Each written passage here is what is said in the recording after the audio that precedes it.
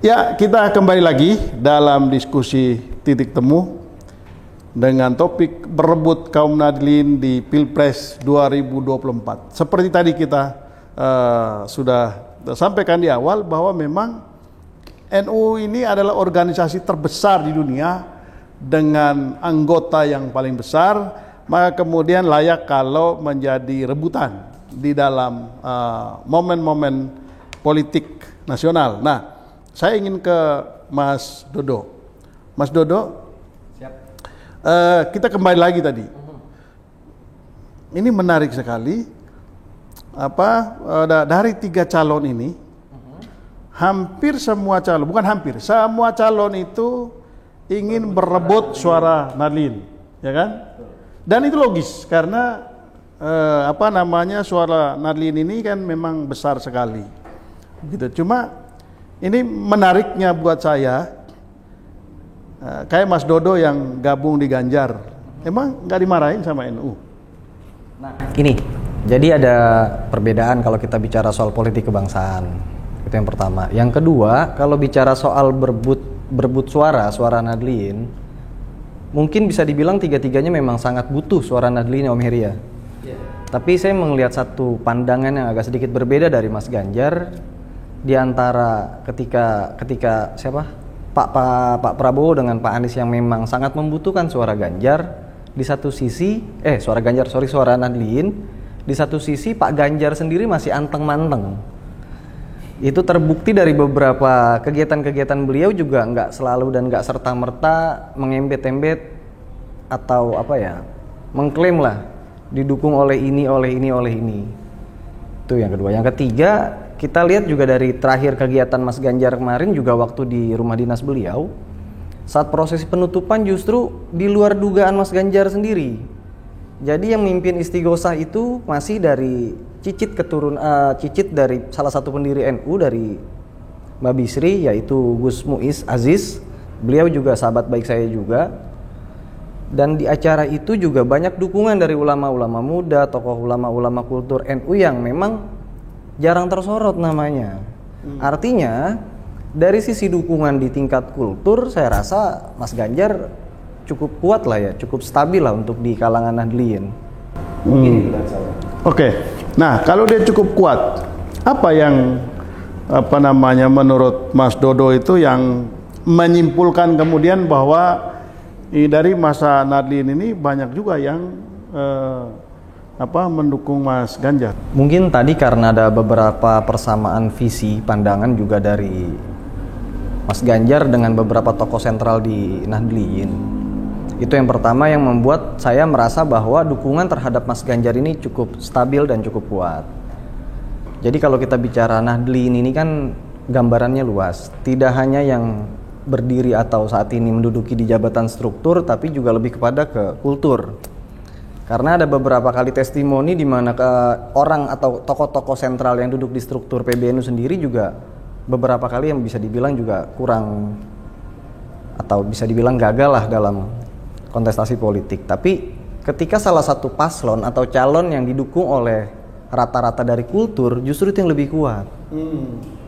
Jadi kenapa saya lebih yakin bahwa suara dukungan Nahdliyin lebih kuat ke Ganjar, ya tadi ada beberapa persamaan pandangan. Terus juga dari beberapa pemikiran serta gerakan-gerakan Mas Ganjar yang dikira ini relevan dan memang sangat cocok untuk kaum Nahdliyin ya.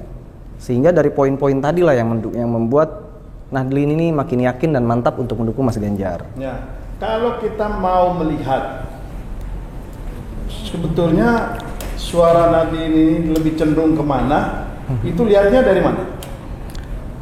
Banyak variabel dan banyak indikator yang bisa kita simpulkan nanti. Pertama juga kita bisa ngelihat simpul-simpul NU di daerah.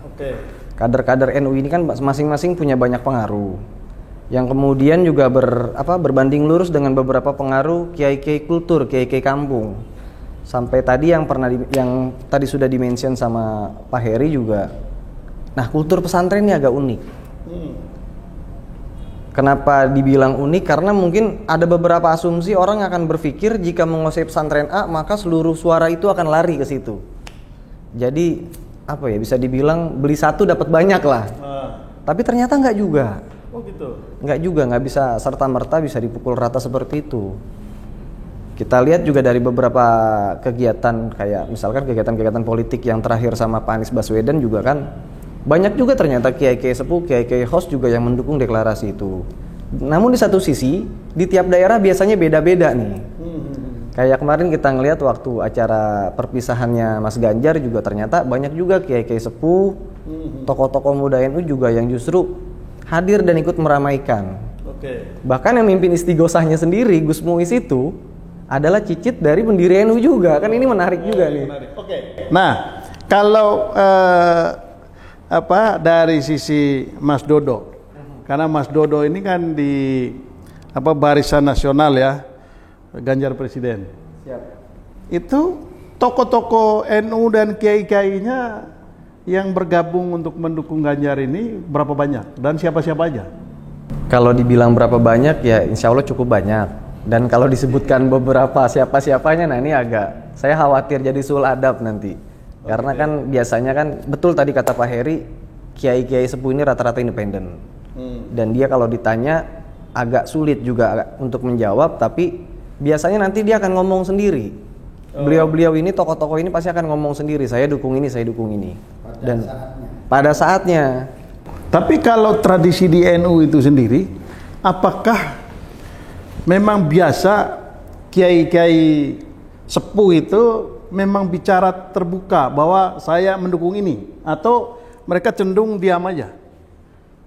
Mungkin keduanya juga ada, tapi kita kalau melihat beberapa pengalaman di tahun 2019 kemarin kan ada beberapa kiai sepuh yang memang secara terang-terangan juga bilang saya mendukung calon ini, calon itu. Satu mungkin karena kedekatan hubungan keluarga, yang kedua juga memang yang pasti yang akan dilihat bahwa figur tokohnya siapa nih yang akan mendampingi kan gitu. Nah ini juga jadi penting untuk beberapa paslon capres, jadi agak lebih hati-hati untuk milih karena balik lagi, cawapres itu bisa jadi salah satu aktor penentu nanti kemenangan di Pilpres seperti tahun 2019 kemarin. Dimana ketika Kiai Ma'ruf Amin yang dijadikan figur sebagai wakil presiden Pak Jokowi itu serta-merta dan itu memang terbukti Pak Jokowi di putaran kedua justru malah menang telak dari Pak Prabowo. Oh gitu. Dan ini bisa aja terjadi lagi. Bisa terjadi bisa lagi. Jadi. Meskipun Caimin ada di Pak Anies Baswedan dan kita juga belum tahu pasti apakah betul memang dia akan langgeng atau tidak kan kita nggak tahu juga nih. Gitu. Tapi kalau Mbak Yeni di Pak Prabowo bisa juga. Ya artinya kita dari sisi anak-anak muda NU ini nggak terlalu kagetan dan nggak terlalu buru-buru. Wah kok ini begini, kok ini begitu, nggak. Dan itu di NU biasa saja? Biasa, itu jadi hal yang biasa karena yang jadi tetap patokan kita itu adalah nanti ketika memang kiai-kiai sepuh, kiai-kiai host ini sudah menentukan arahnya kemana, kita yang katanya Jamiah yang ngikut aja. Oh gitu ya. Ikut. Dan saya rasa juga pertimbangan-pertimbangan kiai sepuh itu pasti betul-betul matang. Anda nggak kekhawatiran Anda karena ini kan orang-orang yang berpengaruh nih. Di Caimin bagaimanapun dia ketua partai. Betul. Tadi sudah dibilang 15 tahun memimpin PKB. Lalu kemudian Mbak Yeni juga bukan orang sembarangan, anak Gus Dur. Ada nggak kekhawatiran di antara kalian? Apa yang perlu kita khawatirkan? Terjadi gontok-gontokan karena ini kan politik, memperebutkan suara. Sederhananya begini, apa yang perlu kita khawatirkan? Toh juga yang sekarang diperebutkan ini kan suara Nahdliyin. Toh tiga-tiganya juga pasti akan cari basis NU. Artinya NU yang menang, apa yang kita ribut-ributin? Oh gitu. Ya nggak pasti. Kayak kemarin aja kan ada beberapa perdebatan kenapa harus memilih Kiai Ma'ruf Amin yang sudah cukup sepuh. Dan ternyata itu cuma beberapa bulan aja. Sampai saat ini juga aman-aman aja. Apalagi sekarang kontestasinya direbutkan adalah suara Nahdliyin. Artinya yang udah pasti menang kan Nahdliyin. Jadi untuk apa kita gontok-gontokan juga, itu hal-hal yang biasa lah. Drama-drama politik begitu biasa. Oke, jadi diyakini bahwa di NU perbedaan pilihan meskipun sejumlah tokoh-tokohnya ada di sejumlah calon presiden, yakin dan menjamin bahwa pemilu di internal NU-nya baik-baik saja dan aman-aman saja. Insya Allah saya yakin aman-aman aja. Oh gitu ya. Itu udah hal yang biasa. Oh. Kita lihat muktamar kemarin juga kan sempat rame-rame dan ternyata biasa-biasa aja. Oh gitu ya. Ini memang NU ini unik. Oke, nanti kita akan lanjutkan setelah break yang satu ini.